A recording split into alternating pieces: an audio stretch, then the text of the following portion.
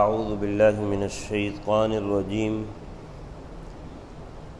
بسم اللہ الرحمن الرحیم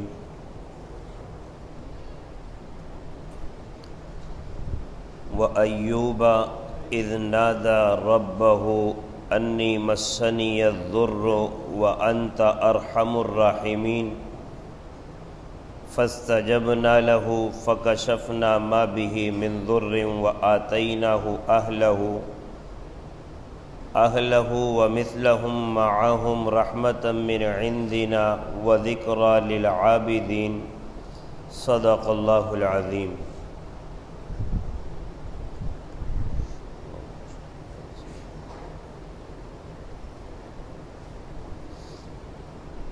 اس آیت کریمہ میں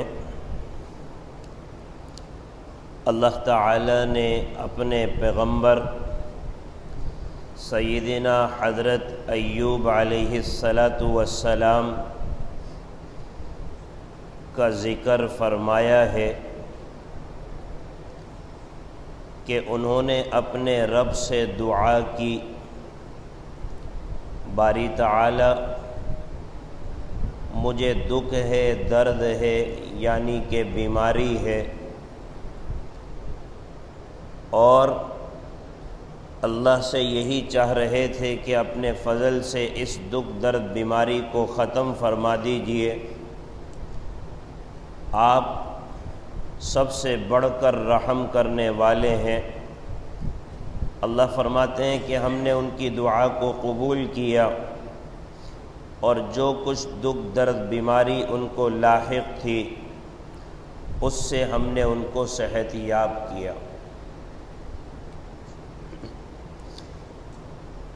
حضرت ایوب علیہ السلام صبر میں مشہور تھے۔ اللہ خود فرما رہے ہیں وجدناہ صابرا، ایوب کو ہم نے بڑا صبر والا پایا۔ جیسے حضرت داؤد علیہ السلام شکر میں مشہور تھے، اسی طرح سے حضرت ایوب علیہ السلام صبر میں مشہور تھے۔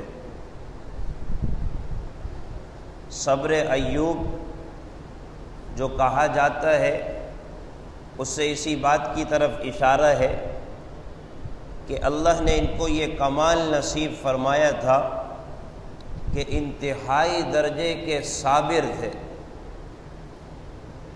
انتہائی درجے کے۔ ناچاقیاں آ رہی ہیں، طبیعت کے خلاف بات آ رہی ہے،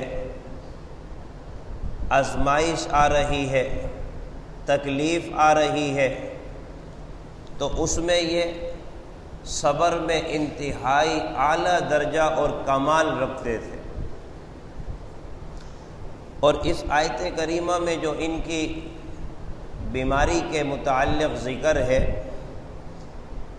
تو اس کی تفسیر کرتے ہوئے حضرات مفسرین یہ بات ارشاد فرماتے ہیں کہ اللہ نے ان کو بڑا مال دیا تھا، دولت دی تھی، جائیداد تھی، اولادیں تھیں، جاہ و حشم تھا، اور اس کے بعد اللہ تعالی نے اپنا پیغمبر ان کو بنایا، تو اس کے بعد پھر ان پر آزمائش آنا شروع ہوئیں، اور آزمائش جب آنا شروع ہوئیں تو مرض میں مبتلا ہو گئے، اور مرض ان کا جذام کی طرح سے مرض تھا کہ سارا کا سارا جسم بیماری میں مبتلا ہو گیا تھا سوائے دل کے اور زبان کے۔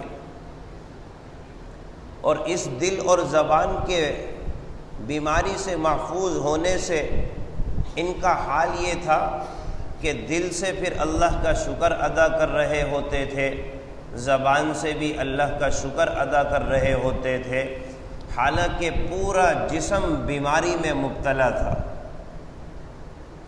اور بیماری اس درجے کی ان کو لاحق ہوئی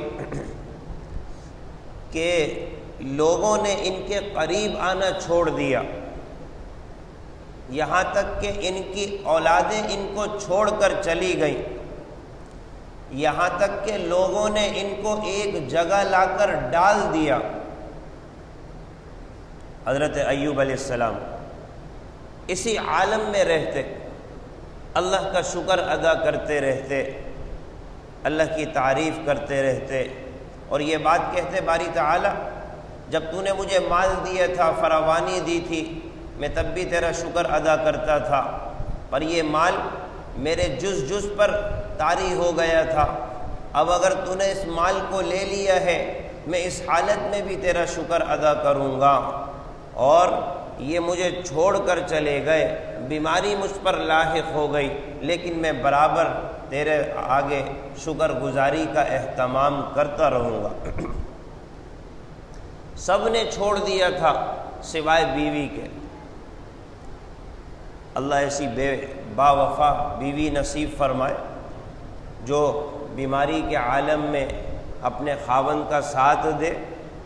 نبی اکرم صلی اللہ علیہ وسلم نے ارشاد فرما دیا کہ نیک صالح عورت کسی کو مل جائے یہ دنیا کی بہترین متاع ہے، بہترین متاع ہے۔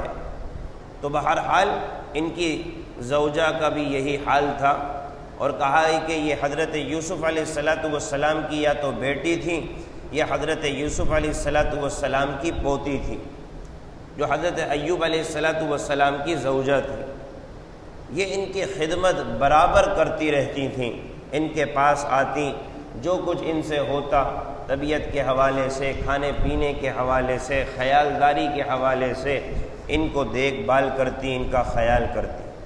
اور بعض لوگوں نے کہا کہ اس عالم میں ان کے پاس ابلیس بھی آیا اور آ کر کہنے لگا ایوب لگتا ہے تمہارا رب تم سے ناراض ہو گیا ہے۔ کہنے لگے کہ کیسے؟ کہنے لگے دیکھ نہیں رہے اپنی حالت، کیا بنا دی ہے تمہاری حالت، تمہارے رب نے تمہارے ساتھ کیا کر لیا؟ حضرت ایوب علیہ السلام نے کہا ارے جب سے یہ مجھ پر بیماری لاحق ہوئی ہے نا، اللہ کا شکر میری زبان اور دل اور کرنے لگ گیا، تو اس سے تو مجھے میرا قرب بڑا ہے، اس بیماری کے عالم میں تو میرے رب سے میرا قرب بڑا ہے، اور تو آ کر یہ بات کہتا ہے مجھ سے کہ میرا رب مجھ سے ناراض ہے۔ اگر ناراضگی ہوتی تو اس قرب میں مجھے سبقت حاصل نہ ہوتی، اس بیماری کے عالم میں تو میرا اللہ سے تعلق اور بڑھ گیا۔ مایوس یہاں سے لوٹ گیا۔ اس کا تو کام تھا کہ انبیاء علیہ السلام تک کو ورغلانا۔ بہرحال پھر ان کی بیوی آتی، ان کا خیال کرتی، دیکھ بھال کرتی، پورا جسم ان کا ایک معنی میں کام کا نہ رہا تھا، اور گویا کہ ہڈیوں کا اظہار ہو گیا تھا، لیکن پھر بھی اللہ کی بارگاہ میں شکر ادا کرتے، اللہ کی بارگاہ میں صبر ادا کرنے کا اہتمام کرتے۔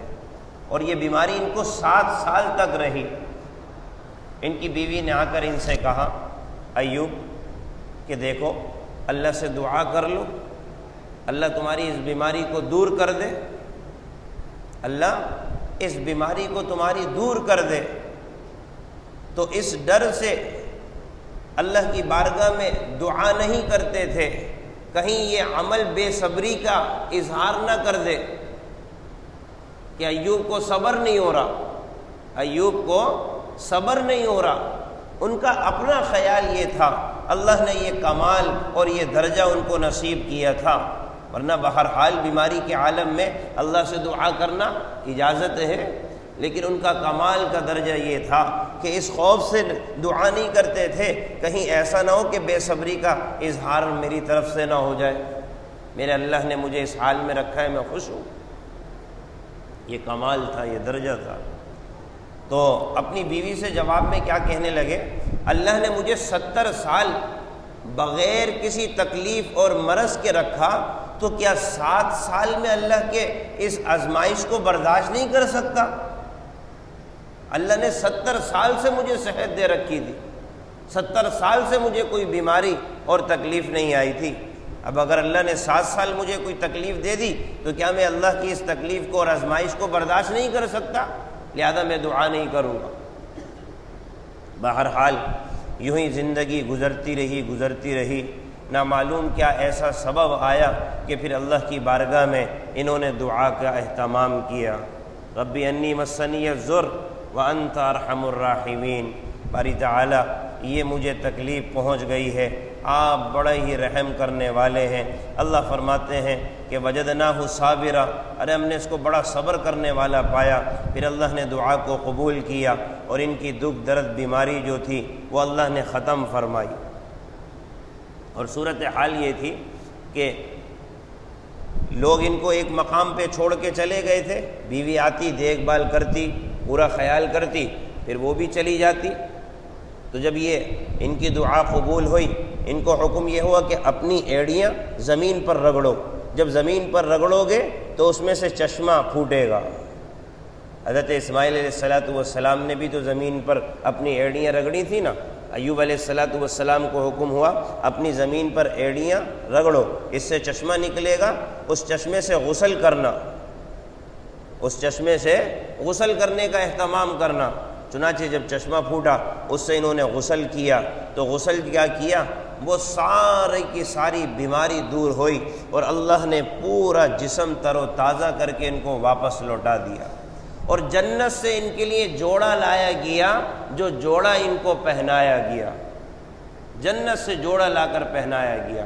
اور اس قدر حسین اور جمیل ہو گئے کہ جب بیماری کے عالم سے نکل کر جب غسل کے فارغ ہوئے، جنت کا جوڑا پہنا، تو جس مقام پر بیٹھا کرتے تھے اس سے دور ہٹ کے تھوڑا سا کہیں بیٹھ گئے۔ اب وقت مقررہ پر ان کی بیوی آئی اور آ کر دیکھا کہ میرا خاوند تو وہاں پر ہے ہی نہیں موجود، اور رونا دھونا شروع کر دیا کہ ہائے میرا خاوند یہاں سے کہاں چلا گیا۔ اب برابر میں دیکھا کہ ایک حسین نوجوان بیٹھا ہوا ہے انتہائی خوبصورت لباس میں، اس سے آ کے پوچھنے لگی کہ بھائی تم نے یہاں پر کسی ایک مریض والے آدمی کو دیکھا ہے؟ اپنے ہی خاوند سے سوال کرنے لگی۔ ایوب علیہ السلام نے کہا کہ ارے میں ہی تو ہوں وہ۔ تو ایوب علیہ السلام سے کہنے لگی کہ مجھ سے مذاق کر رہے ہو؟ ایوب علیہ السلام نے کہا کہ میں مذاق نہیں کر رہا، اللہ کی بندی، اللہ نے مجھے شفا نصیب فرما دی اور یہ جنت کا جوڑا اللہ نے مجھے نصیب فرمایا ہے۔ تب جا کر ان کو یقین آیا، تو اللہ عز و جل نے ان کو یہ شفا عطا فرمائی، اور جتنے لوگ ان کو چھوڑ کر چلے گئے تھے وہ سب ان کے پاس اللہ نے واپس لوٹا دیے۔ اللہ نے ان کی اولادوں کو بھی لوٹایا، اور پھر ان کی مزید اولادیں ہوئیں، اللہ نے ان کو یہ خوشیاں واپس نصیب فرمائی۔ اب دیکھنے کی تو بات یہ ہے کہ ظاہراً بڑا تعجب نظر آتا ہے، ظاہراً بڑا تعجب نظر آتا ہے، ارے اللہ کو ماننے والے پیغمبر، نبی، اور ایسی شدید بیماری کہ جسم نکارہ ہو گیا، جسم نکارہ ہو گیا۔ فرماتے ہیں تعجب کی بات نہیں، اللہ کے نبی صلی اللہ علیہ وسلم نے ارشاد فرما دیا کہ جو اللہ کے نزدیک جتنا مقرب ہوتا ہے، جتنا مقرب ہوتا ہے، اتنی ہی وہ آزمائشوں میں مبتلا کیا جاتا ہے۔ انبیاؤں کو اٹھا کر دیکھ لیا جائے، اور اس کے بعد جو درجہ بدرجہ اللہ کا قرب رکھتا ہے، اللہ اس کو اسی قدر آزمائش میں مبتلا کرتا ہے۔ اب آزمائش میں مبتلا کرتا ہے تو آزمائش میں مبتلا کرنے کا مقصد کیا ہے؟ اس کو درجات سے اللہ نوازتا ہے، درجات اللہ دینا چاہتا ہے۔ اب پھر سوال یہ ہوتا ہے کہ آدمی جب اللہ تعالیٰ انسان سے بڑی محبت کرتا ہے، اور نبیوں سے تو اس سے بڑھ کر محبت کرتا ہے، ایک ماں سے بڑھ کر اللہ تعالیٰ اپنے بندے سے محبت کرتا ہے، پھر یہ بیماریاں کیوں آتی ہیں؟ دنیا میں یہ دکھ کیوں آتا ہے؟ دنیا میں یہ تکلیف کیوں آتی ہے؟ تو اہل علم فرماتے ہیں ہمیشہ یاد رکھنے کی بات ہے، آدمی اس کو اپنے دل و دماغ میں اتار لے، اللہ نے دنیا کو تخلیق ہی اسی طرح سے کیا ہے، دنیا بنائی اسی طرح سے گئی ہے، یہاں خوف بھی ہوگا، غم بھی ہوگا۔ اس سے بڑھ کر کیا دلیل ہوگی کہ نبیوں پر یہ حال آ گیا تو ہم اور آپ کیا ہیں؟ کیونکہ دنیا میں رہ رہے ہیں۔ بات سمجھ رہے ہیں؟ ورنہ آدمی کہتا ہے ارے ایک طرف تو کہا جاتا ہے اللہ ماں سے بڑھ کر محبت کرتا ہے، تو یہ تکلیفیں کیوں آ رہی ہیں؟ یہ بیماریاں کیوں آ رہی ہیں؟ یہ دکھ کیوں آ رہا ہے؟ یہ غم کیوں آ رہا ہے؟ یہ غم کیوں آ رہا ہے؟ تو میرے عزیزو اللہ نے تو بنائی دنیا اسی چیز کا نام ہے الدنیا سجن المومن. ارے دنیا تو مومن کے لیے قید خانہ ہے. قید خانے میں تو صعوبتیں ہوتی ہیں، تکلیفیں ہوتی ہیں، پریشانیاں ہوتی ہیں، تو اللہ نے تو اسی کا نام دنیا رکھا ہے. لہذا محبوب سے محبوب بندہ بھی آیا محمد الرسول اللہ صلی اللہ علیہ وسلم، وہ بھی تکلیف سے دو چار ہوئے. روایت میں آتا ہے آپ کو 2 آدمیوں کے برابر بخار چڑھتا تھا. ہم ایک آدمی بخار اگر 102 اور 103 ہو جائے، اللہ حفاظت فرمائے، آدمی کو برداشت نہیں ہوتا، اور نبی علیہ الصلوۃ والسلام کو 2 آدمیوں کے برابر بخار چڑھ رہا ہے. اور روایت میں آتا ہے جب آپ صلی اللہ علیہ وسلم دنیا سے چلے جا رہے تھے، آپ صلی اللہ علیہ وسلم کو شدت مرض کا یہ عالم تھا، پانی اٹھا اٹھا کر پانی میں اپنا ہاتھ ڈالتے اللہ کے نبی، پانی میں ہاتھ ڈال کے ٹھنڈا کر کے اپنے چہرے انور پہ ایسے مل لیا کرتے، پھر پانی میں ہاتھ ڈالتے. یعنی کہ کرب کا یہ عالم تھا. حالانکہ نام کیا ہے؟ حبیب اللہ. نام کیا رکھا ہے؟ حبیب اللہ. اور کرب اور تکلیف کا یہ عالم تھا کہ برابر میں اللہ کے نبی لیٹے ہوئے ہیں، اور یہاں پر برابر میں پانی کا کوئی چیز رکھی ہوئی ہے جس میں اپنا ہاتھ مبارک ایسے گیلا کرتے. حضرت سیدہ عائشہ فرماتی ہیں اور پھر میرے محبوب صلی اللہ علیہ وسلم اپنے چہرے انور پر مل لیا کرتے تھے. سیدہ فاطمہ رضی اللہ عنہا نے دیکھا اور کہنے لگی کہ ہائے میرے ابا جان کی تکلیف. اللہ کے نبی صلی اللہ علیہ وسلم نے فرمایا اے میری بیٹی، آج کے بعد سے بھی تیرے باپ کو کوئی تکلیف نہیں ہوگی. آج کے بعد سے تیرے باپ کو کوئی تکلیف نہیں ہوگی. تو اللہ کے نبی ہو گئے، جتنے انبیاء علیہ السلام ہو گئے. میرا عزیز دنیا نام ہی اسی چیز کا ہے. آدمی اس چیز کو بنیادی طور پر پکڑ لے. یوں نہ سمجھے ہم نے کلمہ پڑھا ہے، ہم تو مسلمان ہیں، لا الہ الا اللہ پڑھا ہے، پھر ہمیں تکلیف کیوں آتی ہیں؟ ارے جو اللہ تعالیٰ کا محبوب ہوتا ہے اللہ اسے تکلیف دیتا ہے. جو اللہ کا محبوب ہوتا ہے اللہ اسے تکلیف دیتا ہے، اور جو اللہ کے نافرمان ہوتے ہیں اللہ ان کو دنیا ہی میں نوازتا ہے، دنیا ہی میں نوازتا رہتا ہے. آخرت میں ان کا کوئی حصہ نہیں ہوتا. آخرت میں کوئی حصہ نہیں ہوتا. حکیم الامت تھانوی رحمۃ اللہ علیہ نے واقعہ لکھا ہے نا کہ ایک یہودی کا انتقال ہوا اور ایک مسلمان کا انتقال ہوا. جب یہودی کا انتقال ہونے لگا تو جناب والا مرنے سے پہلے اس نے تمنا کی کاش کہ مجھے مچھلی کے کباب مل جائے. حالانکہ اس کے تالاب میں مچھلی نہیں تھی. اللہ نے فرشتوں کو حکم دیا جاؤ اس کے تالاب میں مچھلی چھوڑو. چنانچہ مرنے سے پہلے اس کے تالاب سے مچھلی پکڑی گئی، مچھلی کے کباب بنائے گئے اور اس کو کھلائے گئے، اور پھر جناب والا اپنی خواہش کو پورا کر کے دنیا سے رخصت ہو گیا. دنیا سے رخصت ہو گیا. بتایا جا رہا ہے کہ جو اللہ کے محبوب ہوتے ہیں ان پر آزمائش آتی ہے، اور جو اللہ کے محبوب نہیں ہوتے تو گویا کہ ان کو اللہ دنیا ہی میں فارغ کر رہا ہوتا ہے، دنیا ہی میں فارغ کر رہا ہوتا ہے. تو اگر کوئی تکلیف اور آزمائش اور مصیبت آ جائے تو یوں نہ سمجھا جائے کہ جناب والا میں تو مسلمان ہوں، میں نے کلمہ پڑھا لا الہ الا اللہ، پھر میرے اوپر تکلیف کیوں آ رہی ہے؟ ارے دنیا نام ہی اسی چیز کا ہے، اور تکلیف تو محبوب پر ہی آتی ہے. جیسا کہ اللہ کے نبی نے بیان کر دیا جتنا درجہ اللہ کے زیادہ قریب ہوگا اللہ اتنا اس کو آزمائیں گے. اور آزمانے کا مقصد کیا ہوتا ہے؟ یہ صبر کرے گا اللہ درجات بڑھاتے رہیں گے، بڑھاتے رہیں گے، بڑھاتے رہیں گے. ورنہ ہمارے اعمال کہاں ہیں کہ ہم اس درجات تک پہنچ جائیں؟ اعمال کہاں ہیں؟ اب دیکھ لینا کہ جب یہودی کا انتقال ہونے لگا تو مرنے سے پہلے اس نے اس بات کی تمنا کی کہ مجھے یہ مچھلی کے کباب مل جائے. اللہ نے اس کو کھلا دیے. اور جب ایک مسلمان کا انتقال ہونے لگا اور اس نے ارادہ کیا کہ زیتون کا تیل پیوں، حالانکہ گھر میں زیتون کا تیل موجود تھا، لیکن فرشتوں کو حکم ہوا کہ زیتون کا تیل گرا دیا جائے. زیتون کا تیل گرا دیا گیا. وہ مسلمان آس لیتے لیتے دنیا سے رخصت ہو گیا. اللہ نے جب یہ کام کیا تو فرشتوں نے باری تعالیٰ سے عرض کیا باری تعالیٰ آپ کا کوئی امر حکمت سے خالی نہیں ہے، ہر امر آپ کا حکمت سے لبریز ہے، اس کی حکمت ہم پر ظاہر فرما دیجیے. اللہ نے فرمایا یہ یہودی مجھے نہ ماننے والا، یہ یہودی نہ ماننے والا. آج بھی ذرا دیکھ لیا جائے دنیا کے عالم میں یہ یہود ہو گئے، نصارہ ہو گئے، نیک کام کرتے رہتے ہیں لیکن آخرت میں ان کا کوئی صلہ نہیں ہے. اللہ دنیا میں ان کو فارغ کر دیتا ہے. اللہ عز و جل کہنے رہے کہ یہ یہودی جو دنیا سے جا رہا تھا اس کی ایک نیکی تھی، لیکن آخرت میں ہمارے پاس اس کے لیے کوئی نیکی کا بدلہ نہیں ہے، لہذا ہم نے دنیا میں نیکی کو چکا دیا، مرنے سے پہلے اس کام کے کرنے پر قادر نہیں تھا، اس نیکی کے بدلے میں ہم نے یہ کام کر دیا، اس کے اوپر احسان کر دیا، لہذا دنیا میں معاملہ برابر ہو گیا۔ لیکن یہ جو مسلمان ہے جو دنیا سے جا رہا تھا، ہم نے اس کے لیے آخرت میں بڑے درجات رکھے ہوئے تھے، لیکن اپنے عمل سے اس درجات تک نہیں پہنچ رہا تھا۔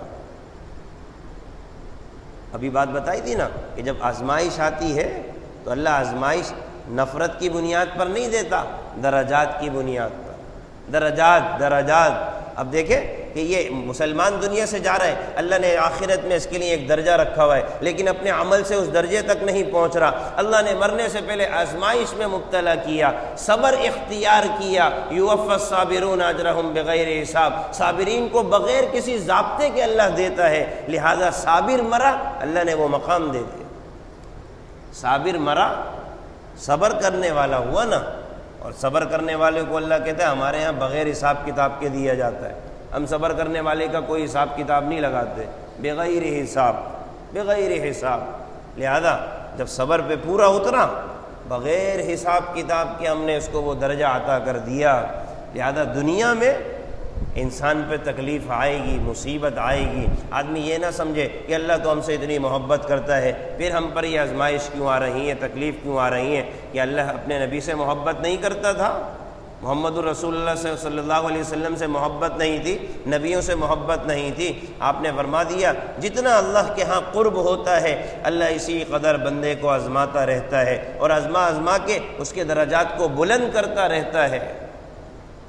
تو آدمی اس دماغ سے دنیا میں نہ جیے کہ مجھے کوئی تکلیف نہ آئے، مجھے کوئی تکلیف نہ آئے۔ یہ دنیا ہے ہی نہیں اس چیز کی کہ یہاں تکلیف نہ آئے، کوئی غم نہ آئے، کوئی رنج نہ آئے۔ حکیم الامت تھانوی رحمۃ اللہ علیہ نے لکھا کہ ایک آدمی کی ملاقات حضرت خضر سے ہو گئی۔ اب خضر کے بارے میں تو مشہور ہے، ان سے جو دعا کراؤ وہ پوری ہو جاتی ہے۔ چنانچہ حضرت خضر سے مل گیا، کہنے اب وارے کے نیارے ہو گئے، وارے کے نیارے ہو گئے، اب تو دعا کروانی چاہیے۔ حضرت خضر سے کہنے لگا کہ بھئی میرے لیے ایک دعا کر دیجیے، آپ میرے لیے دعا کر دیجیے۔ کیا دعا کر دوں؟ کوئی بھی مجھے غم لائق نہ ہو۔ حضرت نے فرمایا یہ فضول دعا میں نہیں کرتا دنیا میں۔ ارے دنیا ہی نام اس چیز کا ہے، غم کا، تکلیف کا، عجیب دعا کروا رہے ہو؟ اللہ نے بنایا ہی دنیا کو ایسا ہے، اور تم کہتے ہو کہ کوئی تکلیف نہ پہنچے ایسی دعا کر دو۔ میں اللہ کی تخلیق کے خلاف بات کیسے کروں؟ میں اللہ نے دنیا کا مجموعہ ہی تکلیف اور رنج سے ہے، یہ دعا میں نہیں کر سکتا۔ ہاں تم یوں کہہ دو کہ فلاں دعا فلاں جیسا کر دے، فلاں آدمی جیسا مجھے بنا دے، فلاں چیز مجھے مل جائے، اس کے دعا کر دیتا ہوں۔ ٹھیک ہے، تمہاری نظر میں کوئی آدمی اچھا بھلا ہے، اس کے متعلق مجھے کہہ دو کہ ہاں یہ اچھا بھلا چنگا ہے، اس جیسا مجھے بنانے کی دعا کر دیجیے۔ ہاں یہ بات تو سمجھ میں آ گئی۔ چنانچہ پورے علاقے میں گشت کر کے ڈھونڈ رہا ہے کہ کون زیادہ مالدار ہے، کون زیادہ جناب والا جاؤ حشم والا ہے، دنیا کے اعتبار سے ترقی یافتہ ہے۔ ایک آدمی کو دیکھا، بڑا سا اس کا جناب والا گھر ہے اور اس کے بچے ہیں اور سونار کا کام کرنے والا، تو کہنے لگا کہ ہاں یہ آدمی مجھے بڑا مطمئن نظر آ رہا ہے، اس جیسی دعا کرواؤں گا حضرت خضر سے کہ مجھے ایسا بنا دیجئے۔ اب جیسے ہی دیکھ کے جانے لگا، دماغ میں خیال آیا ذرا اس سے بات تو کر لوں، اس سے ذرا بات تو کر لوں۔ قریب گیا اس کے اور کہا کہ ایک بات عرض کرنی ہے کہ حضرت خضر سے میری ملاقات ہوئی ہے اور میں نے آپ کو دیکھا، آپ بڑے خوش و خرم مجھے نظر آ رہے ہیں۔ اب حضرت خضر نے مجھے یہ موقع دیا تھا کہ اپنا کسی کو آئیڈل بنا لو، یعنی کہ اپنے کسی کو منتخب کر لو، شخصیت کے اعتبار سے، زندگی کے اعتبار سے، خوش و خرم ہونے کے اعتبار سے اسی جیسا بنانے کی مجھ سے دعا کر لینا۔ اب میں تو آپ کے جیسے حضرت خضر سے دعا کرانے کے لیے بالکل تیار ہوں، میں چلا۔ اس نے کہا بابا معاف کرو، کہاں جا رہے ہو؟ خدا کے لیے میرا جیسا مت بننا، خدا کے لیے میرا جیسا مت بننا۔ کہنے لگا کہ یہ سب کچھ میرے پاس مال ہے، اتنا بڑا میرے پاس رنج و علم ہے کہ میری گھر والی بد اخلاقی میں مبتلا ہے کہ یہ اولاد میری نہیں ہے۔ کس قدر عظیم بات کی طرف اس نے اشارہ کیا۔ میری گھر والی اس قدر بد اخلاقی میں مبتلا ہے کہ یہ اولاد جو کھیلتی ہوئی تمہیں نظر آ رہی ہے یہ میری نہیں ہے، تو میری اندر کی زندگی کو تم کیا جانتے ہو، میں کس قدر الم اور غم کی زندگی گزار رہا ہوں۔ خضر سے یہ بات مت کہنا کہ بھائی میرے جیسا بنا دو، چنانچہ واپس لوٹا۔ خضر نے کہا کہ ہاں بھائی، کہنا اللہ نے جس حال میں رکھا ہے بہت بڑی خوشی ہے، میں کسی کے جیسا نہیں بننا چاہتا۔ تو حضرت خضر نے کہا کہ بھائی اللہ نے تجھے جیسا رکھا ہے ویسے ہی رہ لے، ہاں ایک دعا مجھ سے کروا لے، وہ تیرے حق میں کر دیتا ہوں۔ وہ کیا؟ عافیت۔ عافیت کی دعا سب سے جامع دعا ہے، سب سے جامع دعا، سب چیزیں اس میں آ جاتی ہیں۔ اللہم انی اسألک العفو والعافیہ، اردو میں دعا کر لے، باری تعالیٰ مجھے عافیت نصیب فرما، دنیا کی نصیب فرما، فی الدین والدنیا، دنیا کی، دین کی، آخرت کی، یہ تین باتیں کہہ لے۔ باری تعالیٰ عافیت نصیب فرما، دنیا کی، دین کی، آخرت کی۔ عافیت میں سب چیزیں آ جاتی ہیں، بات ہی ختم ہو گئی۔ آپ نے فرمایا یہ دعا کر دیتا ہوں تیرے حق میں، عافیت سے بڑھ کر اور کیا چیز ہو سکتی ہے؟ لہذا آدمی دنیا میں یہ نہ سمجھے کہ جناب والا مجھے کوئی تکلیف نہیں آئے گی، پریشانی نہیں آئے گی۔ ہاں تکلیف آئے گی، اللہ کی طرف سے آئے گی۔ اور یہاں پر یہ بات بھی ذہن میں رکھ لیں، اہل علم یہ بات ارشاد فرماتے ہیں جہاں آدمی کو تکلیف آئے، اب تکلیف آنے کے بعد فرماتے ہیں کہ یہ تکلیف اور پریشانی دو قسم پر ہے۔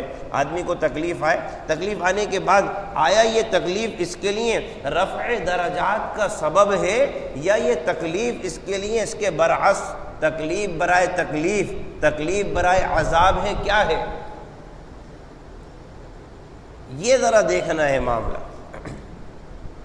فرماتے ہیں کہ اگر انسان پر تکلیف آئے، آنے کے بعد وہ اللہ سے شکوہ اور شکایت نہیں کر رہا، ہائے میرا کون سا گناہ ایسا تھا، آج مسلمان کیسے دھڑلے سے کہہ دیتا ہے، ارے کون سا ایسا گناہ کر دیا تھا یار جو مصیبت آ گئی۔ عام لفظوں میں یہ منہ پر لفظ آتا ہے مسلمان کے، اور نامعلوم کیا میں نے مصیبت ایسی کر دی، اور میرے اوپر ایسی مصیبت آ ہی کیوں گئی، یا اللہ میں نے کیا ہی کیا تھا۔ اللہ سے شکوہ اور شکایت کر رہا ہے، میں نے کیا ہی کیا تھا، یا اللہ میرا ایسا کون سا گناہ تھا اتنی بڑی مجھ پر مصیبت آ گئی۔ اللہ سے شکایتیں کر رہا ہے، اللہ سے سوال کر رہا ہے، اللہ کو نعوذ باللہ غلط ٹھہرا رہا ہے کہ رب آپ کا فیصلہ غلط ہے، اللہ پر حاوی۔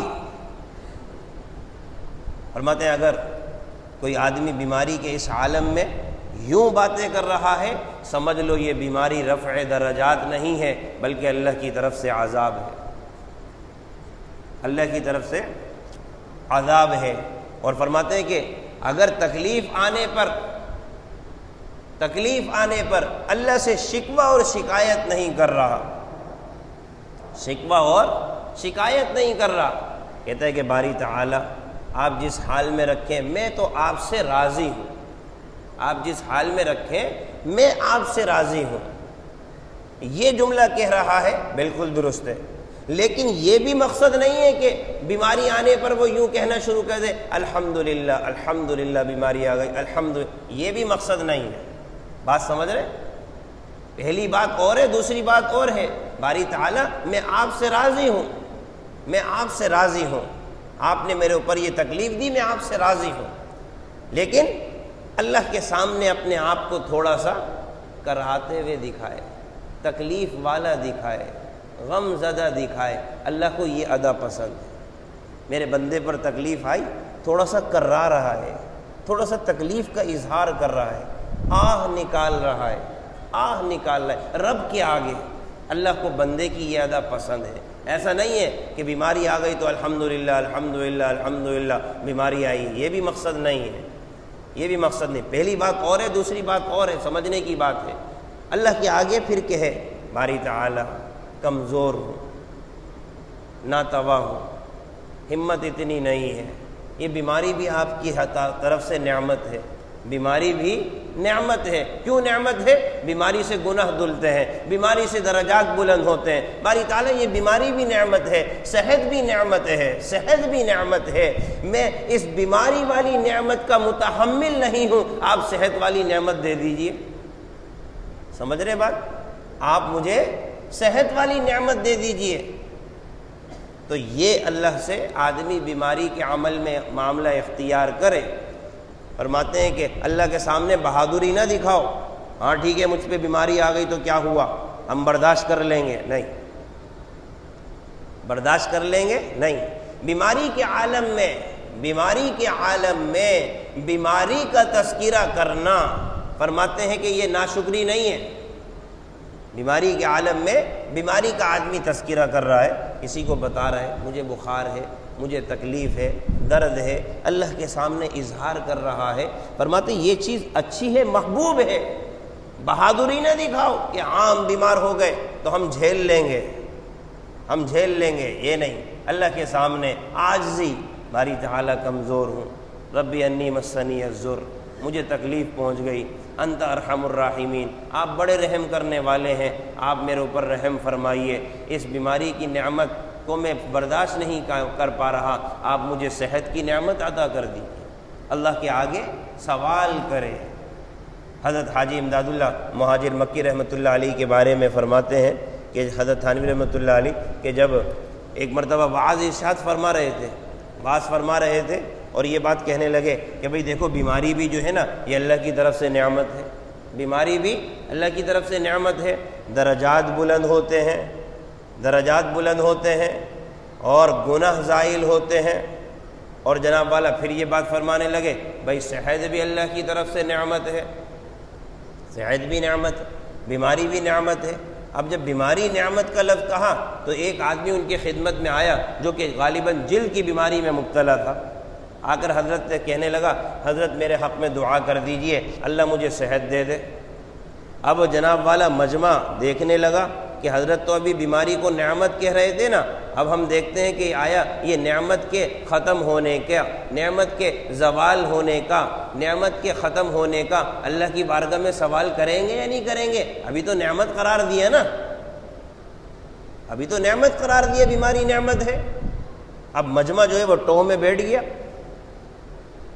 حضرت حاجی امداد اللہ مہاجر مکی رحمۃ اللہ علیہ نے اللہ کی بارگاہ میں ہاتھ اٹھائے، باری تعالی یہ بیماری بھی آپ کی طرف سے ایک نعمت ہے، بیماری بھی نعمت ہے، یہ بندہ اس نعمت کا متحمل نہیں ہے اور صحت بھی نعمت ہے، آپ اس کو صحت والی نعمت دے دیجئے، بیماری والی نعمت لے لیجئے، بیماری والی نعمت لے لیجئے۔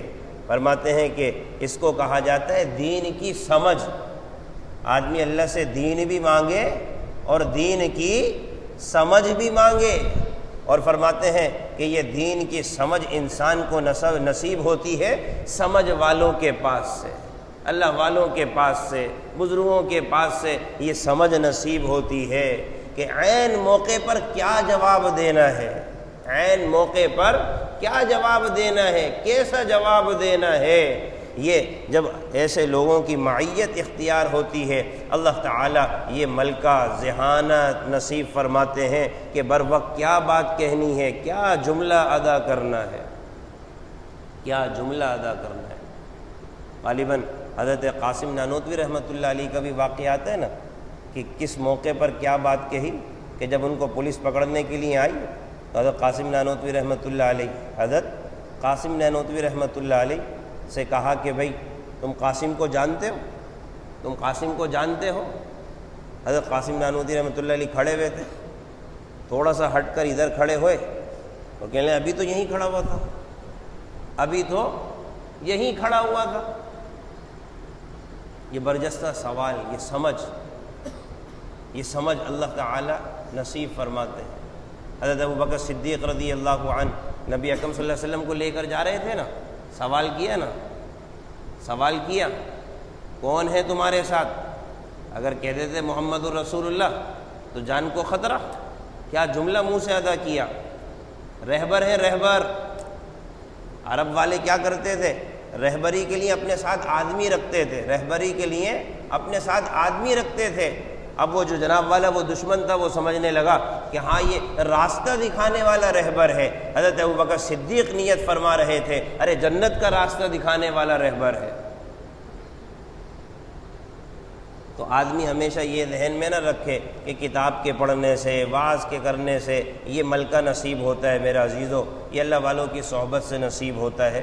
بہرحال دکھ آ جائے، بیماری آ جائے، تکلیف آ جائے تو تکلیف میں اللہ کی بارگاہ میں اگر شکوہ شکایت ہے تو سمجھ لیا جائے کہ یہ مصیبت ہے، اگر شکوہ شکایت نہیں ہے تو سمجھ لیا جائے اللہ کی بارگاہ کی طرف سے کہ جناب والا یہ انعام ہے، اللہ درجات کو بلند کرنا چاہتے ہیں۔ اور اگر تکلیف آ جائے، تکلیف کا اظہار کرنا یہ ناشکری نہیں ہے، یہ بے صبری نہیں ہے، بے صبری نہیں ہے۔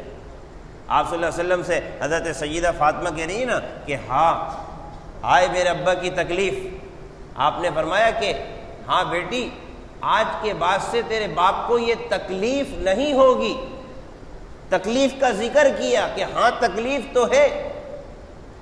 معلوم یہ ہوا کہ تکلیف کا ذکر کرنا یہ ناشکری نہیں ہے، بے صبری نہیں ہے۔ آدمی تکلیف کا ذکر کر سکتا ہے۔ حضرت ایوب خود کہہ رہے ربی انی مسنی الضر، باری تعالیٰ تکلیف پہنچی ہے، ارے رب سے ذکر کر رہا ہے، اور کس سے ذکر کرے گا؟ اپنے متعلقین سے بھی ذکر کر سکتا ہے، دوا دارو کی نسبت سے اپنے گھر والوں سے بھی ذکر کر سکتا ہے، اور اسی طرح سے اللہ سے بطریق اولیٰ کر سکتا ہے۔ وہ سب سے زیادہ درگزر کرنے والا، سب سے زیادہ کام آنے والا، سب سے زیادہ انسان کے کام بنانے والا۔ آپ صلی اللہ علیہ وسلم کیا کہہ رہے ہیں کہ ہاں تیرے باپ کو تکلیف ہوئی ہے، تکلیف کا اظہار کیا، لیکن ساتھ ساتھ پھر اشارہ بھی کر دیا کہ ہاں آج کے بعد سے یہ بات تکلیف نہیں آئے گی۔ کیا مطلب ہے؟ ارے دنیا میں تو تکلیف آتی ہی ہے، اب جہاں تیرا باپ منتقل ہو رہا ہے وہ جگہ تکلیف کی نہیں ہے۔ بات سمجھ رہے ہیں؟ وہ جگہ تکلیف کی نہیں ہے کہ ہاں آج کے بعد سے تیرے ابا کو اے فاطمہ رضی اللہ عنہا کوئی تکلیف نہیں ہوگی۔ یعنی اشارہ کر دیا آخرت کی طرف کہ اب میں رخصت ہو رہا ہوں آخرت کی طرف، اور آخرت میں کوئی تکلیف نہیں ہے۔ ہاں مومن کو دنیا میں تکلیف آ سکتی ہے، لہذا نبیوں کو تکلیف آئی، بڑے بڑے انبیاؤں کو تکلیف آئی، بڑے بڑے نیک لوگوں کو تکلیف آئی، تو یہ تکلیف کا آنا یہ اللہ کی طرف سے ہے۔ آدمی کو دنیا میں آئے تو یوں نہ سمجھے کہ جناب والا مجھے تکلیف کیوں آئی، بیماری کیوں آئی، دکھ کیوں آیا، درد کیوں آیا۔ اللہ کی بارگاہ میں رجوع کرے، اور کوئی تکلیف پہنچے تو انا للہ و انا الیہ راجعون پڑھنے کا اہتمام کرے اور اللہ سے دعا کرے۔ یہی چیزیں ساری کی ساری مجموعہ ہیں۔ اگر دعا قبول ہو گئی، اگر دعا قبول ہو گئی تو پھر وہ عمل جس کے لیے دعا کر رہا تھا وہ زائل ہو جائے گا۔ اگر دعا دنیا کے اعتبار سے قبول ہوتی ہوئی نظر نہ آئی تو فرماتے ہیں کہ 2 اجر ملیں گے، ایک بیماری کا اجر، دوسرا دعا کا اجر۔ ایک بیماری کا اجر، اللہ کے ہاں مانگنے والا خالی ہاتھ نہیں جاتا، اللہ کے ہاں مانگنے والا خالی ہاتھ نہیں جاتا کہ ہاتھ اٹھائے اور دعا مانگی اور بیماری پھر بھی نہیں گئی تو آدمی سمجھے کہ جناب والا گوٹ ایسی خالی چلی گئی۔ اللہ کے ہاں یہ نہیں ہے، اس کے ہاں یہ ہاتھ اٹھے اس کو حیا آتی ہے خالی لوٹانے سے، اس کے ہاں یہ ہاتھ اٹھے اس کو حیا آتی ہے خالی لوٹانے سے۔ وہ اپنی طرف اٹھنے والے ہاتھ کو کبھی خالی نہیں لوٹاتا۔ لہذا اہل علم فرماتے ہیں اگر تمہیں دعا قبول ہوتے ہوئے نظر نہ آئے تو سمجھ لو اللہ کی محبت میرے ساتھ باقی ہے، جاری ہے، میرے ساتھ جاری ہے، اللہ مجھے اور دینا چاہتا ہے، رفع درجات۔ اور جو دعا کی ہے شیطان اس سے مایوس تمہیں کر سکتا ہے کہ اب تمہاری دعا تو بیکار گئی۔ نہیں، مومن کی دعا بیکار نہیں جاتی، بلکہ بیماری پر صبر کا اجر الگ ملے گا۔ دعا پر قبول نہ ہونے پر اگر جناب والا آدمی کہتا ہے کہ دعا قبول نہیں ہو رہی، اللہ پھر بھی اس کو خالی نہیں چھوڑے گا، اس پر اس کو مزید اجر ملے گا۔ تبھی روایت میں آتا ہے نا کل قیامت کے دن جب بندہ اللہ کی بارگاہ میں حاضر ہوگا، اللہ تعالیٰ کہے گا میرے بندے میں نے تجھ سے کہا تھا نا دعا کرنے کے بارے میں؟ ہاں کہا تھا۔ اور میں نے تجھ سے کہا تھا نا کہ تو دعا کرے گا قبول کروں گا؟ بالکل کہا تھا۔ تو نے فلاں دعا کی تھی نا، دیکھ وہ قبول ہوئی۔ فلاں دعا کی تھی نا، دیکھ اس کے بدلے میں فلاں مصیبت دور ہوئی۔ تو نے فلاں دعا کی تھی نا، دیکھ اس کے متعلق کوئی اثر تجھ پہ ظاہر نہیں ہوا تھا۔ آ میرے بندے آ، یہ سارا کا سارا اجر اس دعا کے بدلے میں جس کا دنیا میں تیرے اوپر کوئی اثر ظاہر نہیں ہوا تھا، یہ اجر لے کر چلا جا۔ جب اتنا ڈھیر سارا اجر دیکھے گا نا تو اللہ سے کہے گا باری تعالی کوئی دعا قبول ہی نہ کرتے۔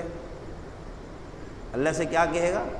باری تعالی کاش کہ کوئی دعا قبول ہی نہ ہوتی. اتنا مل رہا ہے، اتنا مل رہا ہے، اتنا اللہ تعالی نواز رہا ہے، اتنا نواز رہا ہے. جیسا کہ ایک روایت میں آتا ہے نا، نبی اکرم صلی اللہ علیہ وسلم ایک روایت ارشاد فرمانے کے بعد مسکرا دیے. غالباً صحابہ نے سوال کیا، یا رسول اللہ مسکرانے کی وجہ کیا ہے؟ آپ صلی اللہ علیہ وسلم نے ارشاد فرمایا کہ کل قیامت کے دن ایک بندہ اللہ کی بارگاہ میں حاضر ہوگا. اللہ تعالیٰ فرشتوں سے کہیں گے، ہاں بھائی اس کی جو چھوٹی چھوٹی نیکیاں ہیں نا، چھوٹی چھوٹی جو برائیاں ہیں، چھوٹی چھوٹی جو برائیاں ہیں وہ ذرا بتاؤ کون سی ہیں. اللہ کے ہاں رحمت کے حوالے سے کوئی قانون نہیں ہے، رحمت کے حوالے سے اللہ کے ہاں کوئی قانون نہیں ہے.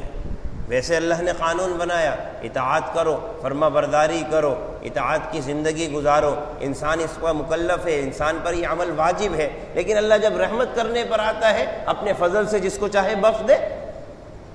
لا یسأل عما یفعل، وہ جو چاہے کرے، اس سے کوئی سوال نہیں کر سکتا، کوئی سوال نہیں کر سکتا. اس کی رحمت جوش مارے بغیر حساب کتاب کے جنت میں بھیج دے وہ رحمت کے حوالے سے.